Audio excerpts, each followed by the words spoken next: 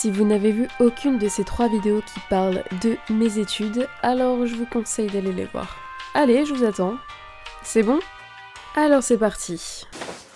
Hi everyone, j'espère que vous allez bien. Aujourd'hui je vous retrouve enfin pour vous faire un petit update de ma situation par rapport au Canada. Si vous n'avez pas vu les vidéos que je vous ai présentées au début, et allez les voir, encore une fois.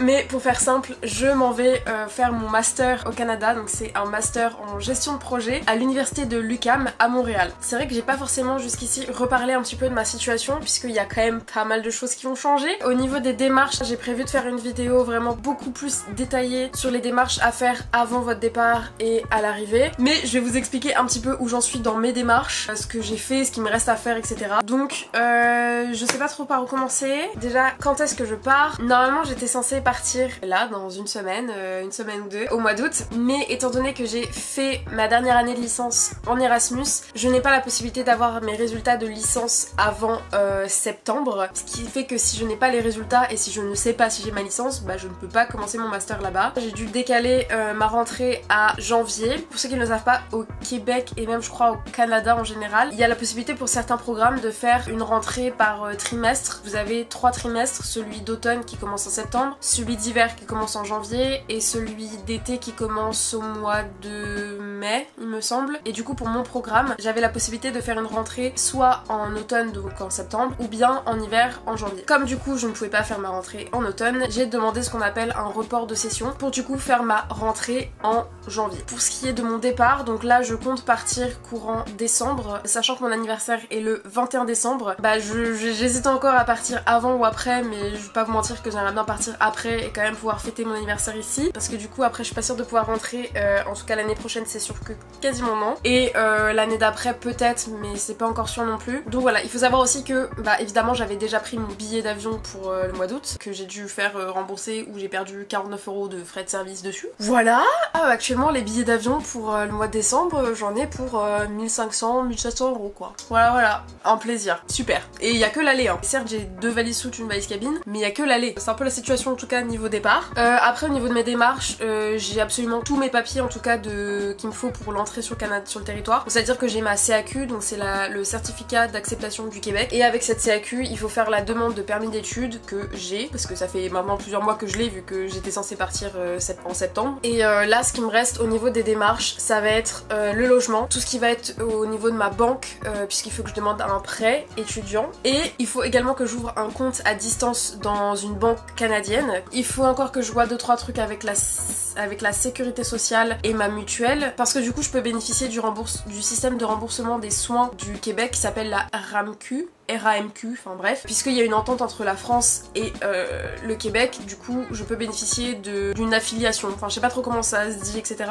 mais voilà, j'ai pas à payer les frais pour la sécurité sociale, donc c'est plutôt cool. Donc voilà, et qu'est-ce qu'il me reste à faire? Bah je crois que c'est tout. Là je vais bientôt rechanger mon forfait de téléphone, parce que du coup je garde un forfait de téléphone français, parce que du coup chez Free c'est le plus avantageux puisque je peux bénéficier d'internet là-bas, et sachant que les forfaits de téléphone au Canada sont extrêmement chers. Je viens de capter que j'ai les fenêtres ouvertes, c'est chiant. J'espère qu'on n'a rien entendu. Je disais donc, oui, que du coup j'allais sûrement prendre une puce téléphonique pour avoir au moins un numéro canadien, puisque je sais que là-bas c'est quand même bien plus pratique pour tout ce qui est après le taf, etc. Et puis après bah, il me restera toutes les démarches à faire une fois que je serai arrivée, mais ça je vais pas vous le détailler là parce que pour l'instant ça sert à rien de vous détailler tout ça. Et donc du coup au niveau du logement, j'attends de savoir si je peux avoir une place dans une des résidences de mon université, puisque bah déjà c'est bien moins cher. Je crois que j'en ai pour... attendez, pas dire de bêtises, ça va varier entre 400-450 € parce que du coup il y a la possibilité d'avoir soit un studio individuel, une colocation de 2, de 3, de 4 ou de 8, mais bah en fait le souci c'est que tout dépend des places disponibles, et comme je fais une rentrée en hiver, bah généralement c'est pas la période où il y a le plus de logements qui se libèrent, donc il faut être très rapide, et les inscriptions se font que à partir de octobre, mi-octobre, donc je dois attendre ce moment là pour savoir si je pourrais être en résidence ou pas. Et sinon bah faut que je trouve un logement du d'une autre manière. Je verrai bien comment je vais faire. J'hésite soit à me prendre un truc directement à distance ou bien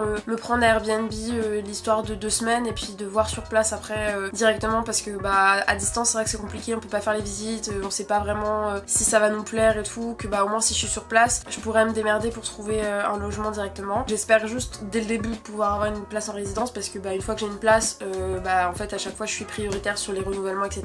Mais voilà, tout dépendra des places qui seront disponibles à ce moment là. Il faudra que je sois sur le site parce qu'en plus il y a le décalage horaire, donc moi ça revient à être sur le site à 6h du matin puisque c'est à minuit, enfin bref, donc il faudra vraiment que je sois très vigilante par rapport à ça. Et sinon voilà, après au niveau des démarches de la banque, bah pour l'instant ça me sert à rien parce qu'en plus de ça les taux des prêts étudiants ils sont élevés, mais quand je dis élevé c'est élevé, donc je vais attendre que ça redescende un peu hein, et puis comme de toute façon c'est pas urgent que j'en ai besoin juste pour avant de partir, je ferai ça aux alentours de environ un mois avant de partir. Donc voilà, pour la banque là-bas pareil ça se fait à distance, donc j'ai pas besoin de le faire maintenant, je verrai ça plus tard. Et par rapport à la sécurité sociale, comment vous dire que j'ai pris un rendez-vous là-bas, c'est limite si c'est pas moi qui ai informé la meuf par rapport à ce qu'il fallait qu'elle fasse et qu'il fallait qu'elle me donne. En fait je suis censée récupérer un formulaire de la sécurité sociale, c'est un formulaire spécial qui prouve, enfin qui permet l'affiliation et tout à la RAMQ, mais bah ça fait une semaine, j'ai toujours pas de nouvelles, et en plus de ça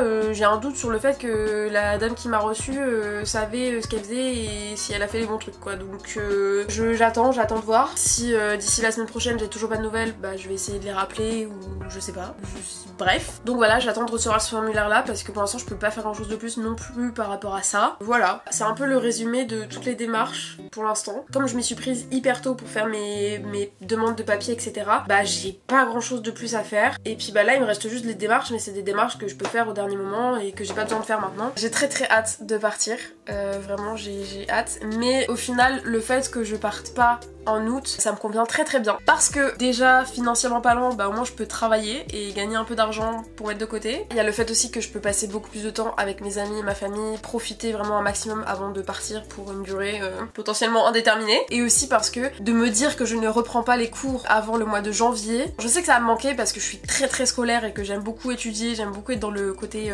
études etc, mais je sais aussi que là si j'avais dû reprendre en septembre, je pense que j'aurais pas particulièrement apprécié. Au moins là je peux un peu souffler, je peux faire 2-3 trucs à côté. J'ai aussi énormément de choses à vendre vu que littéralement je vends toute ma vie qu'il y a ici, puisque je ne compte pas revenir, et puis bah j'ai beaucoup de choses à me débarrasser parce que en fait je vais sûrement refaire tout là-bas. J'ai beaucoup de choses et faut que je m'y mette parce que je repousse la chose le plus, mais en fait il faut vraiment que je m'y mette parce que bah ça risque de prendre aussi du temps avant que ça parte. Et puis au niveau des vêtements, j'ai fait une vidéo l'année dernière avant de partir à Varsovie où je faisais le tri de mes vêtements, que j'allais mettre mes vêtements à vendre. Je n'ai jamais mis les vêtements que je devais vendre sur mes sites. Vraiment, je n'ai pas eu le temps de faire les photos, je n'ai pas eu le temps de les mettre. Donc en fait tous les vêtements qu'il y avait déjà l'année dernière, c'est des vêtements qu'il faut que je remette, et cette fois-ci il faut vraiment que je le fasse parce que voilà, dans la journée j'ai le temps mais j'ai pas la motivation. En plus de ça, là vous voyez qu'il fait beau, il y a du soleil, enfin vous voyez à peine hein, mais il fait beau, il y a du soleil, ça fait 3 semaines qu'on se tape de la pluie en Normandie, je n'en peux plus, c'est déprimant, il fait un ciel gris, ça... Donc c'est aussi ça en fait, c'est que même le temps ne me donne même pas envie de faire des choses. Là,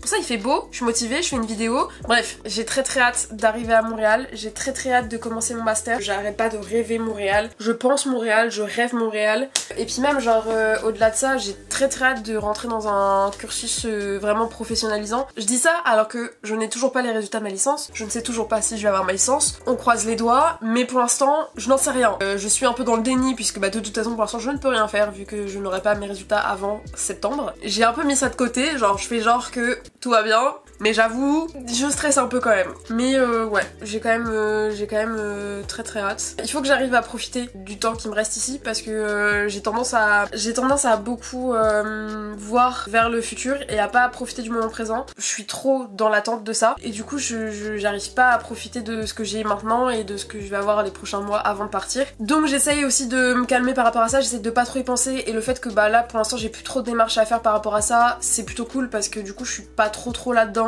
et j'essaye de... Enfin du coup ça me détache un petit peu de ce côté-là. J'ai un petit peu beaucoup divagué dans cette vidéo, mais je pense avoir dit l'essentiel. Là, les vidéos sur le Canada, vous en verrez pas forcément d'ici les prochains mois parce que bah, j'ai pas plus de choses à vous dire par rapport à ça. Ça va se faire sur les derniers mois, juste avant de partir, et une fois que je serai là-bas, évidemment. Il fallait que je fasse un petit récap de tout ça. Mais voilà, bah écoutez, si la vidéo vous a plu, n'hésitez pas à vous abonner, à liker cette vidéo, et moi je vous dis à la prochaine pour une nouvelle vidéo. Ciao. Sick and tired of this place I'm in. Too many